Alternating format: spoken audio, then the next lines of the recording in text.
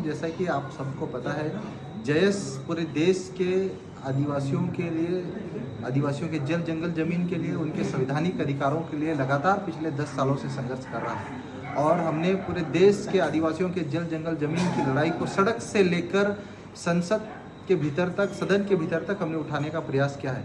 निश्चित ही संविधान की 5वीं अनुसूची, 6वीं अनुसूची, पैसा कानून, जंगल के जो अधिकार, फॉरेस्ट राइट एक्ट, वो आज तक आज़ादी के 70 साल बाद भी, आज़ादी के इस अमृत काल में भी इस देश के आदिवासियों को नहीं मिले हैं। और निश्चित ही उसके लिए देश के पढ़े लिखे आदिवासी युवाओं को धरातल पर लड़ने के साथ साथ आदिवासियों की लड़ाई को सदन के भीतर, चाहे विधानसभा हो, लोकसभा के भीतर भी लड़ने की ज़रूरत है। हमने समय समय पर जयस के माध्यम से पूरे प्रदेश और देश के आदिवासियों को संगठित करने का काम किया है।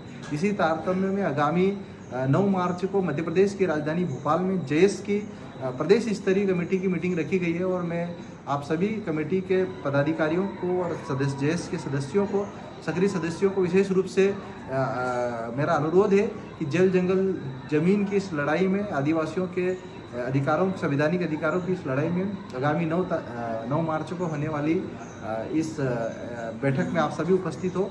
और बैठक में उपस्थित होकर वैचारिक रूप से आदिवासी समाज की संस्कृति, उनके रीति रिवाज, उनके परंपराओं को समझने के साथ साथ, उनके संवैधानिक अधिकारों के साथ साथ आदिवासी युवाओं को रोजगार और छोटे मोटे जो रोजगार के माध्यम से स्वयं का एक बिजनेस खड़ा करने की दिशा में भी युवाओं को मोटिवेट किया जाएगा। मैं आप सभी युवा साथियों से हाथ जोड़कर आग्रह करता हूं कि इस बैठक में अपना समय देकर उपस्थित हो और इस बैठक को सफल बनाएं। सभी को धन्यवाद।